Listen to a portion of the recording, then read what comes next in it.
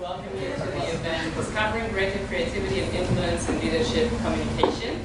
Before Mario starts, let me introduce him with a little bio, not too much, but Mario is actually an Italian American who has been living in Shanghai for more than 14 years. He has his family here, he has established his business, he is a self-made man. Actually, what I really admire about him... My mother and father made me. Yeah, that's true. No worries about that. So what I admire about him, and what you can also read in the books you have in your hands right now, because everybody of you have a copy of Catalyst to Change. This is his first book he published. He recently published his second book. And if you're interested to also obtain his second book, it will be sold after the event for only 50 kwai. And it hasn't been sold to the public for too long, so, you know, take a chance. And so let me introduce you to his professional career. Actually, Mario knew that he wanted to become a professional speaker when he was 9 years old. Since then... Nuts, I know. Well, not really, you know. In a while you will know why. Since then he wanted to become a professional speaker. Apart from that, you already know that he is an author. He not only is an author, he also is a coach, and he also is a musician.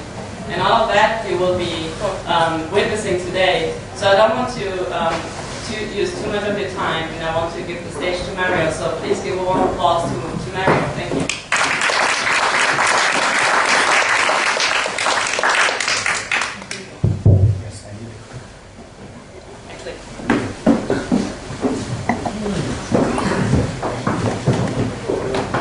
So I have to tell you why I'm so excited to be here today. The last 3 times that I've done the Catalyst to Change talk were at business venues, you know, hotels. I even did one in a private office conference room a couple of weeks ago. And so when I do it that way, I bring my electric piano. Well, this is more sentimental. This is more nostalgic for lots of different reasons.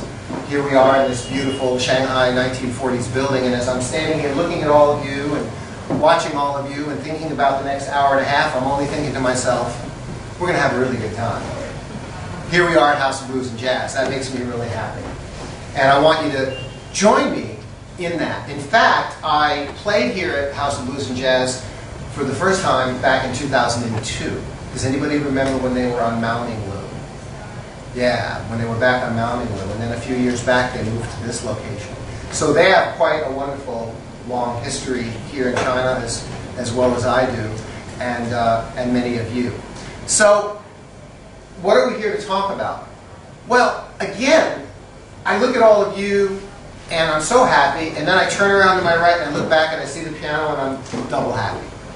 Because we're here to talk not just about business, but we are going to talk a little bit about business, for sure. In terms of the idea that there are things that we want to have happen when we communicate with other people. Make sense? We've got some goals, we've got some plans, we've got some objectives, things we're trying to accomplish. We may want to give a presentation because we want funding for our project. Well, guess what? If you're asking somebody else for $100 million, you need to look and sound great. Does that make sense? You always need to look and sound great. If it's your Monday morning team meeting and you're having some problems in the office and you want to straighten out everybody's attitudes, whatever it might be, you're still trying to influence and persuade people to feel, listen carefully, to feel the way you want to make them feel. Because that's what it is. It's not an intellectual decision when someone agrees with you. It's a feeling. In the end, you go out and you look around at a bunch of cars that you want to buy, and in the end you go, that's the one I want. That's a feeling. It's not just an intellectual decision. So in our role in business, to whatever degree you are involved with other people as a communicator, and we all are. So in those different scenarios, it might be presentation, it might be your team, it might be facing your customer or potential customer. In every case, the name of the game is how can I do my best to develop great rapport in communication with this person? How can I make them feel the way I want them to feel, but make them feel that they think it's them that feels that way, not that I did it to them? It's the truth. It's the truth. Okay? There's a lot of sincerity and genuineness involved in that. Absolutely. You know, did you ever meet somebody and the first time you meet them, you're just like brother and sister from the moment you met? I feel like I know you.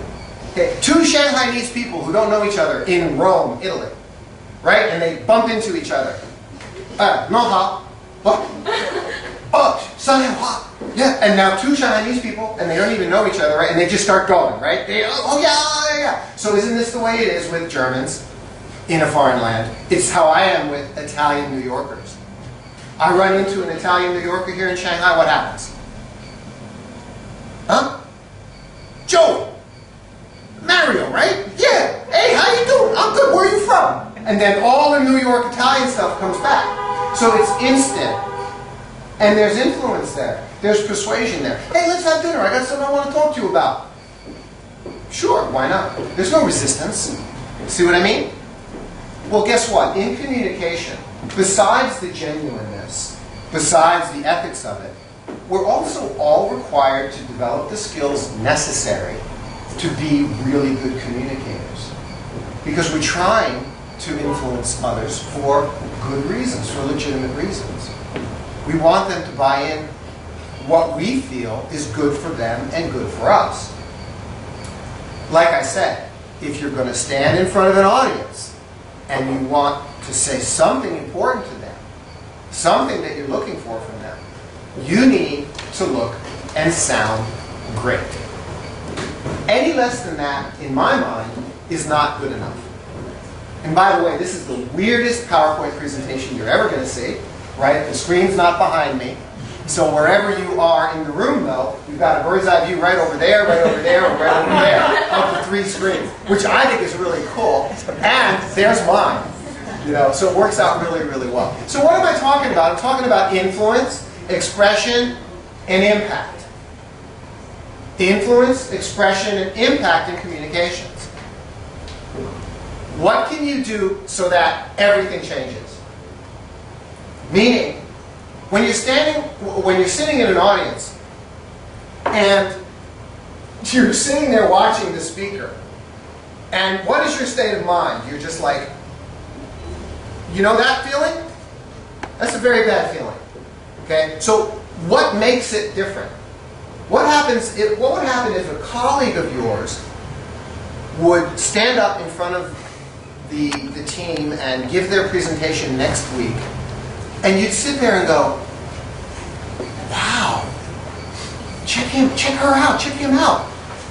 Wow, she's giving a great presentation. What happened? Like night and day. That's what I'm here to talk to you about. Big change, big differences. So I'm not here to talk to you about incremental change, right? It's lean, what is it? Six Sigma and lean and all of these other, yes, thank you. Those are incremental change. We'll go into your $5 billion factory, we'll retool this and we'll retool that and streamline your process, and you'll get a 2.77% productivity efficiency. You go, well, no big deal. No, that is a big deal because that's $15 million a year of improved productivity. I'm not talking about that kind of change. I'm talking about the first kind. It's like, wow, when you talk on stage now, when you present, when you talk with other people one-on-one, you do really, really well. You're really effective. We're the one we want to send you out in the field to go talk to the client. Big change.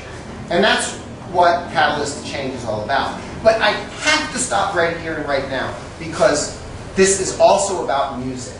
And I've got to go over to that piano. I can hear it back there going, come, it's calling my name. I've got to play a couple of tunes for you. Because this is the connection. The same things that we're going to talk about that create influence, expression, and impact in your communications are the same things that are happening when a musician plays an instrument. So I'm going to do the same thing. We're talking about a technique. We're talking about a tool. We're talking about a skill. And in what I just said to you, I'm employing and using that skill, and that's why you're paying attention to me. Truth. So, I'm unpeeling the layers of the onion. In good communication, there are things, follow me on this, and if your English is not so great, forgive me, for some of you who are Chinese and German maybe with just a little bit of English. In English, the word is implicit. In communication, the things that are going on that are implicit means subconscious. The things that you don't know are going on. You're not aware of them. I'm taking those implicit things today, and we're exploring them together.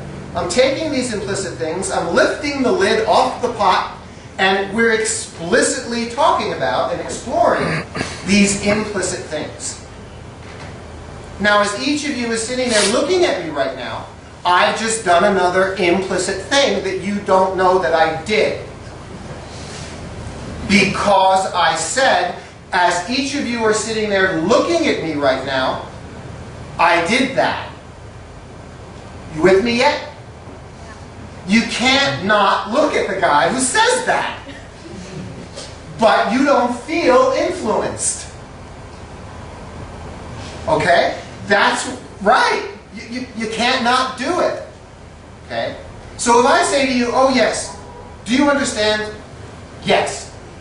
But if I instead maybe said to you, you know, most people easily understand, and I know that you easily understand, I've just implicitly influenced you. Because I haven't asked you if you understand, I've told you that not only you understand, but that it's easy for you to understand. And you therefore are much more likely to understand. Makes perfect sense, doesn't it? But you would never have noticed those words unless I stood here and explained this to you. So I'm explicitly explaining what a lot of influential, implicit communication is. Where? In advertising, in marketing, political speeches, newsletters, all kinds of corporate communication. The masters of the universe are Hollywood, marketing, advertising, PR firms, copywriters. If you know how to write this kind of influential language, and then also deliver it, how you say it. Okay? These are the things that we're exploring. Okay? Again, she keeps calling me, so I'm going to play 3 tunes just for the enjoyment of playing 3 tunes. Okay? And then we're going to talk some more. Then when we get to what I'm doing, I'm going to sit and play, but I'm going to do some demonstrating. I'm saying, you hear the difference between this and that? You hear what I'm doing? So we're going to talk and explore music maybe about a half an hour from now. But I've already given you a little bit of a hint that what I don't want you to do while I'm playing the piano is listen to the music. What? So Mario's a musician, he's standing on stage and he's just told us he's going to go play 3 songs, and he just told us he does not want us to listen to the music. That doesn't make any sense at all. Yes, it does. I don't want you to listen to the music. Don't listen to it. I want you to listen to what I'm doing, not the song. Oh, I love this song. It's so great. Don't listen to the song. Listen to what I'm doing. Hear things like pauses and emphasis and repetition. Listen for those things that the musician is doing. Okay? So don't listen to the song. Everybody agrees?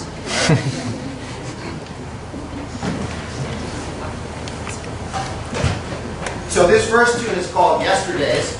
It was written by Jerome Kearns back in the early 1900s. It's a pretty classic jazz standard.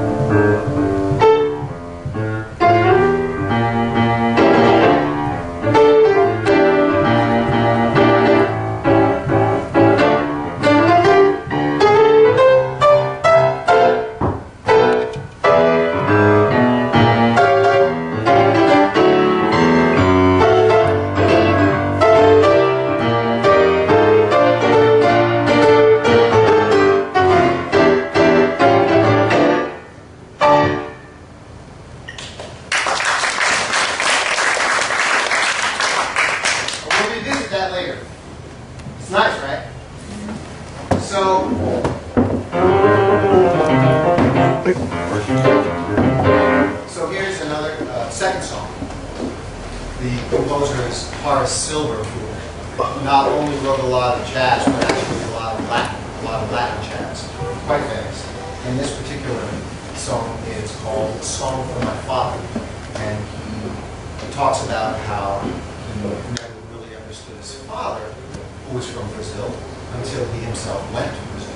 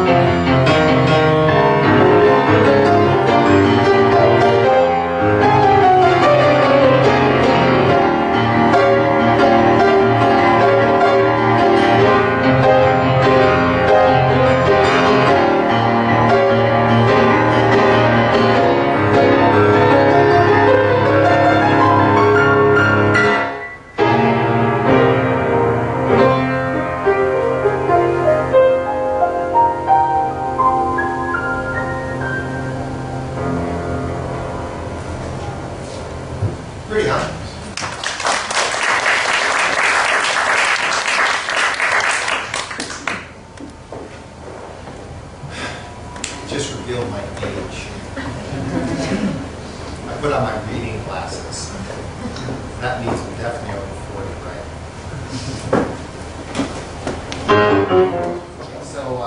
So this third song, and I'm sorry I don't have a microphone. Wait a minute. No, I'll be all right. The singing, not the important part of it. So this third song is beautiful, and you might know it because Chris Body, who is a very well-known modern contemporary jazz trumpet player, did a concert with lots of stars, and they came out on stage and sang and played with him. And one of the stars that came out was Sting, and he came out and he sang this particular song. I probably should have just told you that because there's no way I'm going to sing anyone like Sting. The words aren't what's important. Just a beautiful song. Enjoy it. This one's called "What Are You Doing for the Rest of Your Life?"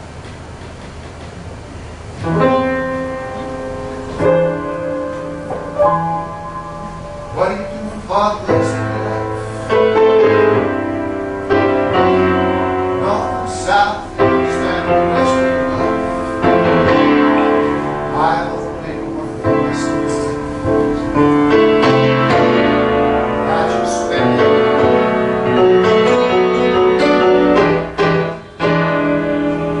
Seasons and the times and the days. All those nickels and the lines of the day.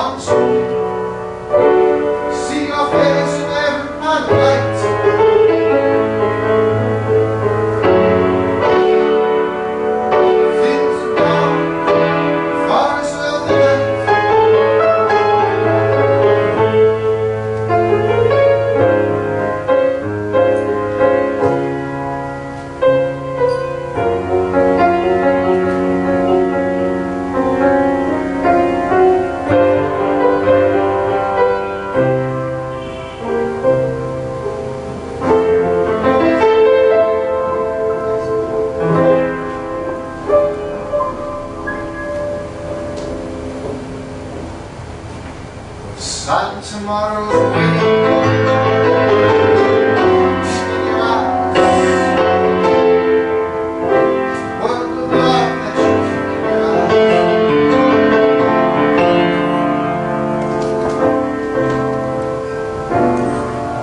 Take a kiss.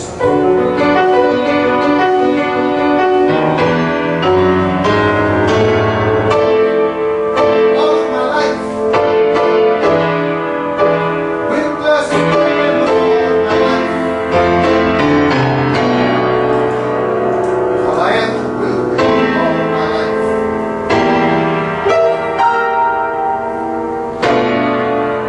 It's all I had in my life.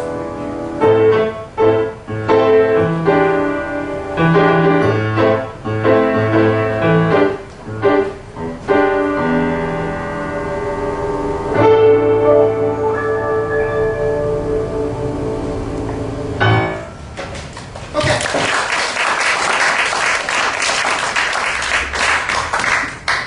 Even though I told you not to listen to the song, that was purely for enjoyment. Now let's talk.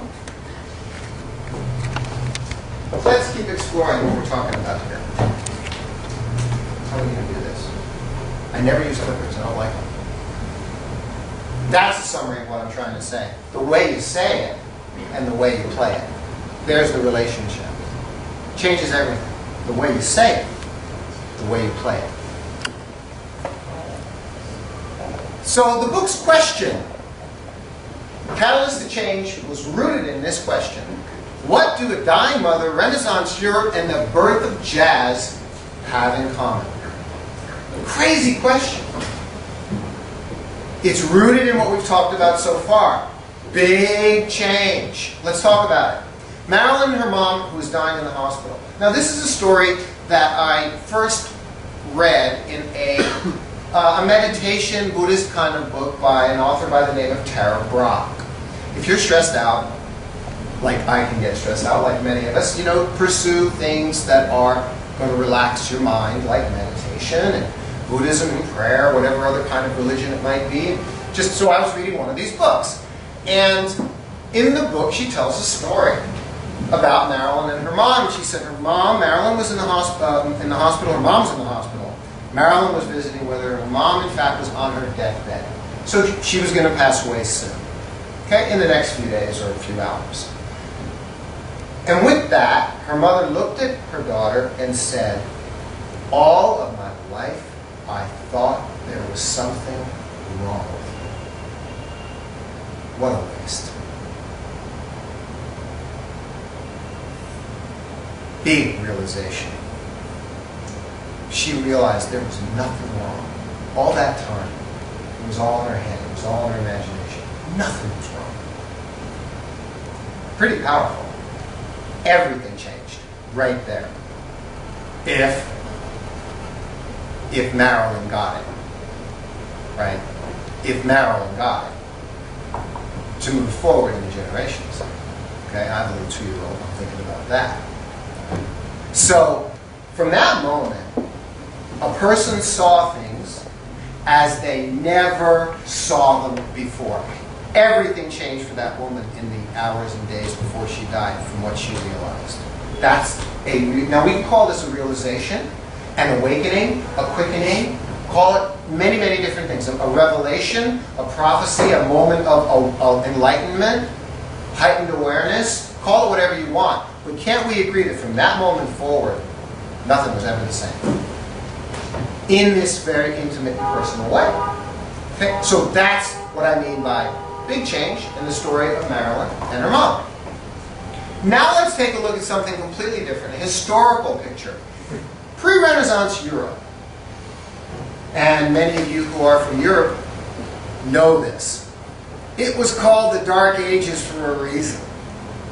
From 400 to 1400, nothing happened. 1,000 years, a millennium. Don't believe me. William Manchester, one of the world's professors and author historians on Europe, he wrote, the vast majority of people didn't know what year it was or even what century they lived in. There was an almost impenetrable mindlessness. I would like everyone here to imagine, because I know some of us think that we don't like living in Shanghai. I would like you to imagine if we all go out there right now and walk all around the city, and we could imagine everybody walking around as if they were all in an impenetrable mindlessness. What would that be like for a day? How about for 5 minutes? 1,000 years. That's how bad it was. Now, this was under the control of the church. I know from other books that I've read, James Clavell's Shogun, about the Dutch and the Portuguese when they began trading in Japan. I know back then Europeans never showered and cleaned themselves, and never opened the windows of their house because it would allow bad spirits in. This is what the church told them. So back then Europeans were very not hygienic, and their houses were filthy. And this is what they were told by the church, which was their leading government body. You see what I mean? Tough stuff. Tough stuff. And this went on for a really long time. And of course, we could explore this. I mean, volumes of books have been written about this. I can only touch on it here. Leading to when it changed. And when it changed, oh, it changed. The Renaissance, Michelangelo, Leonardo da Vinci, the arts, the sciences, Botticelli, Galileo, it goes on and on and on. The Romance blossom Renaissance of Venezia and Florence, and on and on and on. Right? Well, what happened? How did we go from Dark Ages to that? Relative to 1,000 years, it was a very small window of time. It was only like over 20, 30 years. There must have been something that happened to cause this shift in thinking. Oh yeah, the government decided to put out a newspaper and start promoting arts and sciences. No, we're talking much deeper emotional stuff in order to cause change coming out of that kind of situation. What was it? Anybody? The Black Plague. The Black Plague of Europe went and wiped out what I believe is 32 million people.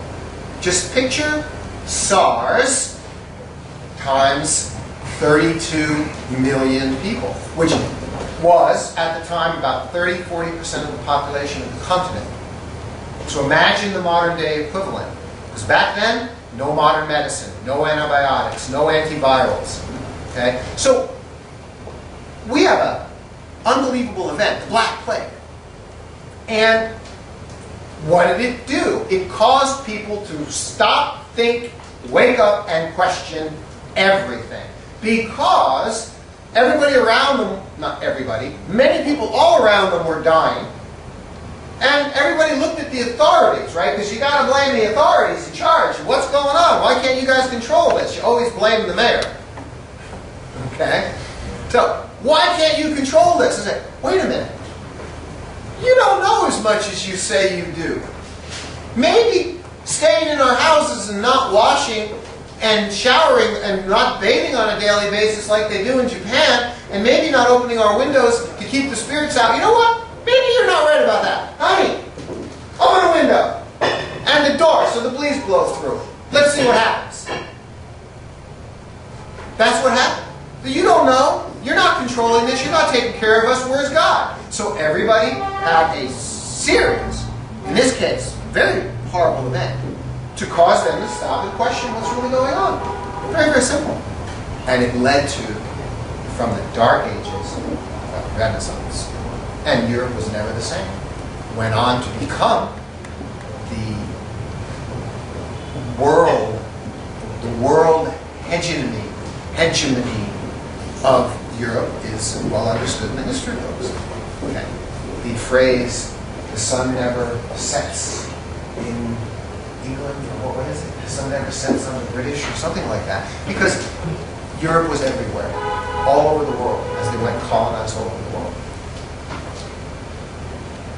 Third example, the birth of jazz. Now, this is obviously close to my heart, so you can understand where I would think of this. Jazz really is a birth newly invented music, as was classical music many years earlier back in Europe. Okay.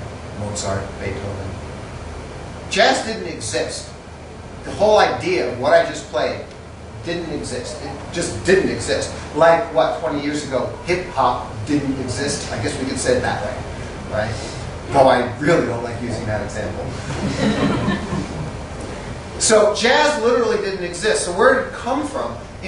Starting around the early 1900s America, around New Orleans. Okay? South Central United States. Very, very poor Afro-American men out on the streets. No work, very difficult situations. And so they picked up their instruments and started playing music. And they started playing music in a different way amongst themselves. They started going, hey, wait a minute, if I sound, how about if I do it like this and I play it like this, and well, that sounds different. Wow, this is really cool. We're kind of creating something new here.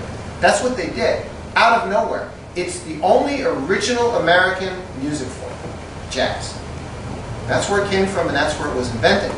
Migrated its way up through Chicago, and along the way, developed and blossomed. I've listed on the screen the names of some of the more famous early adopters and early inventors of jazz: Thelonious Monk, John Coltrane, Bud Powell, Miles Davis, many, many more. Well, Mario, come on, keep going. There's got to be more to this than that. Yeah, there is a lot more to it. What was the catalyst? What was a major, major catalyst that led to that kind of creative invention in music? Heroin. Heroin. Yeah. Go back to the artists and the poets of the world. Go back to the poets. The Irish poets. Robert Frost, Hemingway, Edgar Allan Poe wrote The Raven and most all of his other best works on opium. High on opium. So here was this drug that enabled them to be very, very, very creative. We cannot talk about creative and creation of music, Mozart for that matter, now that I remember watching the movie. Yeah. And you can't forget the Beatles. You can't not talk about the invention of music without talking about the Beatles. The White Album was 2 weeks in a studio, high on LSD, hallucinating. That's what they did. And where do you think all that music came from? So a very wonderful creative process, but aided by heroin, opium, drugs, alcohol. Hemingway was a drunk, died a drunk, committed suicide. This is the story. I'm not being negative. I'm talking about how that use of mind-altering substances was a very important part of that creative genius. Let them forget all their cares and troubles and come up and invent new information. Now, I pointed out 3 catalysts to change, but that's not a very positive, happy screen right there. You know, catalysts to change, the drivers, that's what I'm talking about, right? The drivers of change and invention and awareness can be very negative. Can be very negative. Death, Black Plague, misery, heroin. All of the inventors of jazz died young from their heroin abuse. All of them did. So now we have to, of course, turn our attention to much more positive things.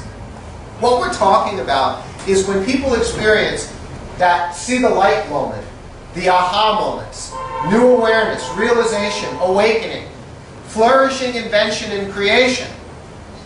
This is my favorite. Noticing what you weren't noticing before.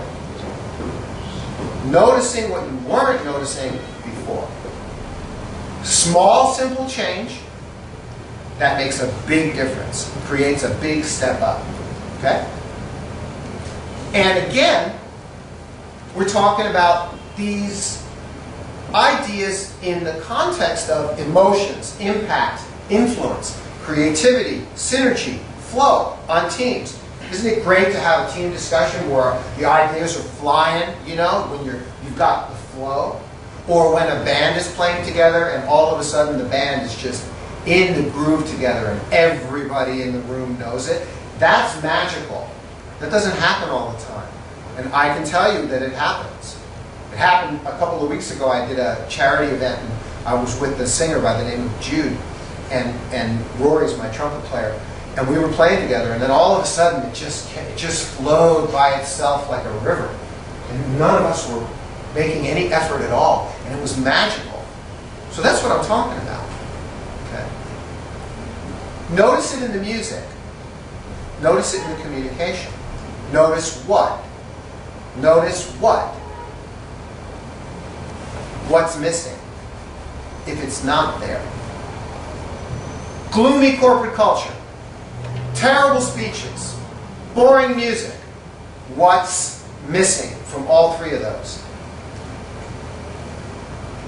If you feel it's a gloomy corporate culture, oh, and it may be for lots of reasons, by the way. You may have a horrible boss, business may be bad. We're not talking about those other external factors, right? If there's a gloomy corporate culture, if there's a terrible speech and you're sitting there, or there's boring music on the elevator, in all three cases, you are not what? Engaged. I don't mean happy. I mean plugged in. You're not engaged. And this is that business word in the corporate world these days, right? Go talk to the HR firms. So you see how I've crossed over from creativity and history into corporate competency. We're going to talk about corporate engagement. Yes. Okay? But that's what we're talking about. Engagement. That feeling that says you are plugged in. You are engaged in what you're doing just because you're engaged in what you're doing. Well, guess what? If your corporate culture, if your leader doesn't communicate, if you're the leader, who doesn't communicate in a way that's engaging, if you don't set the example and set the tone for the environment, that's why it's not there. If you're watching a terrible speech and you're not engaged, I assure you, in no uncertain terms, it is not because of the subject. I don't care what the subject is. It could be law legislation.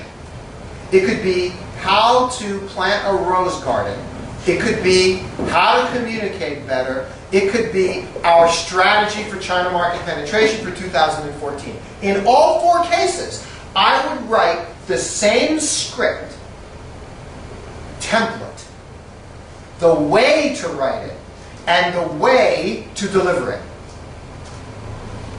so that it would be interesting and that the audience would be listening at all times. That's what we're talking about. To be and to feel engaged by the speaker, no matter what the topic is. Okay? So, finally, what's missing? Did that work? Yeah! Here they are. What are the catalysts to change that instantly engage you? What are the catalysts to change that instantly engage you? The elements of expression 3. Emphasis, pauses, and repetition.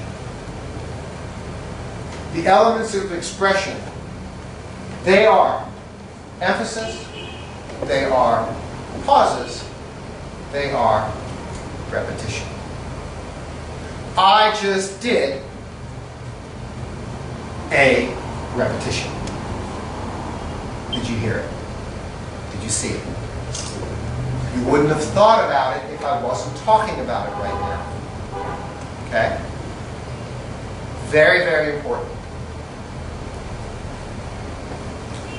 Exactly as a musician uses emphasis, pauses, and repetition, those same, in this case on a piano, the same elements do it for your voice. You can become a completely different communicator by doing the simple things we're talking about today. And I'm going to show you very easily and clearly. So the purpose of today was to explore it, to enable you to see it much more clearly, to notice something you weren't noticing it before. Because you may have heard it before, but it didn't sink in. So this is how music serves as a metaphor.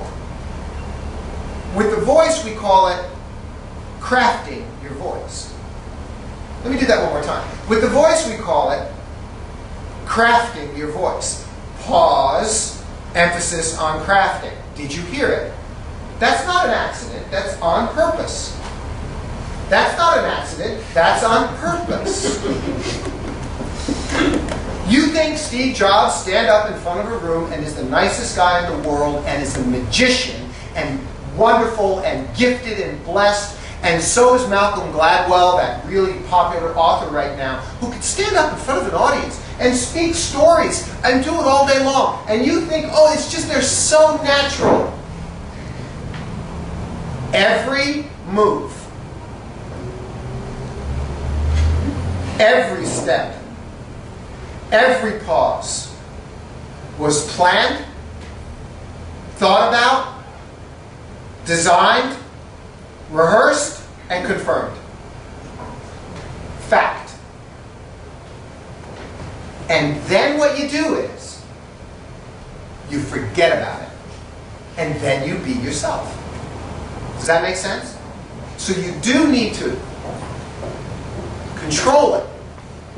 Have awareness so that you're in control. Have awareness so that you're in control. It's a very big difference between me squeezing my hand like that and like that. So I'm very aware of the difference. So I have control. Now that I have control, I can design it and say, control, instead of control. You see? So I've got deliberate choice to control and design it so that it works and gets the impact that I want it to get. And this is what we need to, this is what we all want to accomplish. Okay? So back to the piano.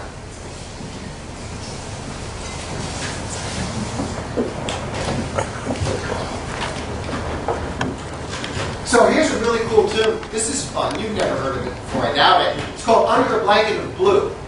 Okay?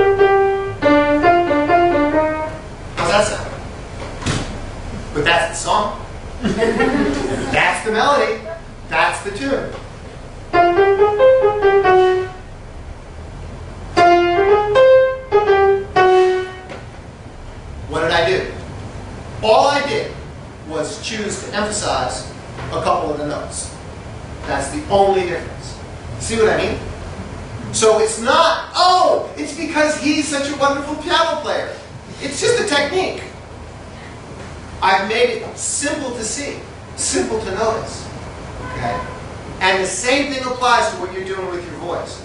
So you've got to be consciously aware of it to get the impact that you want. If I don't do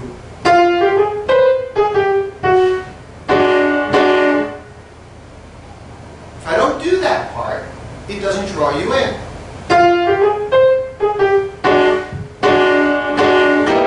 Oops. Okay, you hear the three, and then the change. Three. Which I didn't say earlier, the repetition's in three. Okay? And you hear it over and over again. And then there's a pause.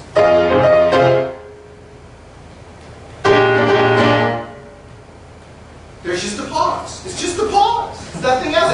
Oh no, I have to go to music school. I have to go to Juilliard and spend $20,000 with the Beijing Conservatory of Music to learn how to be a really good piano player. No. It's just a pause. That's all it is. So you got an emphasis and a pause. Simple, little thing. Huge difference. And I'm telling you, I'm here to say to you, it's the same with your communication. It's the same with your voice. Here's a song called, well, here, let me finish this up for you.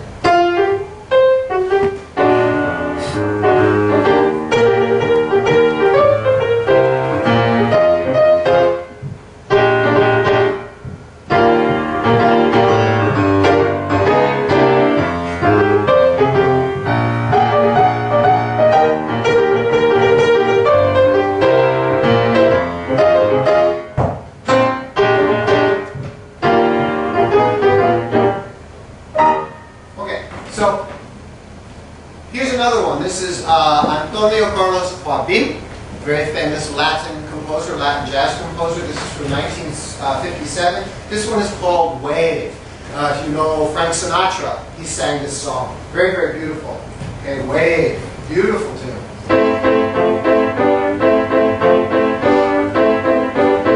How we doing? Yeah, really good, huh?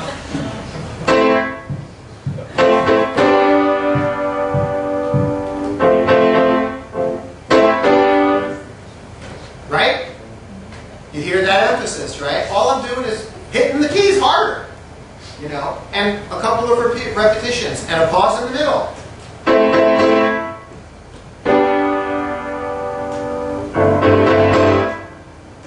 And you go.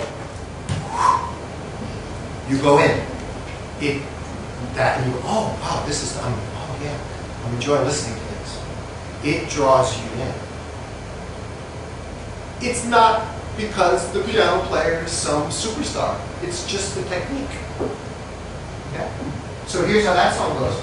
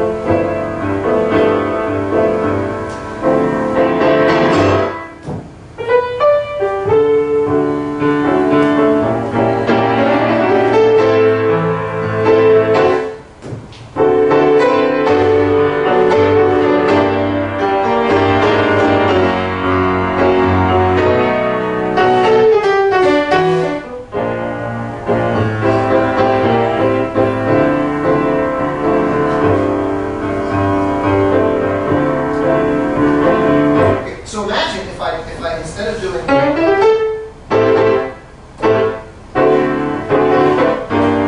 listen to this one, and then I do remember that part? Imagine if I just did just not the same. It just doesn't have any guts. It doesn't have any emotion. It doesn't have any impact on you. And that's what we want. That's what the musicians want. Now, of course, when you put 4 or 5 musicians together, you play a whole tune. It's a whole beautiful thing. So we peeled away the layer so that each of you can more clearly see and understand how this applies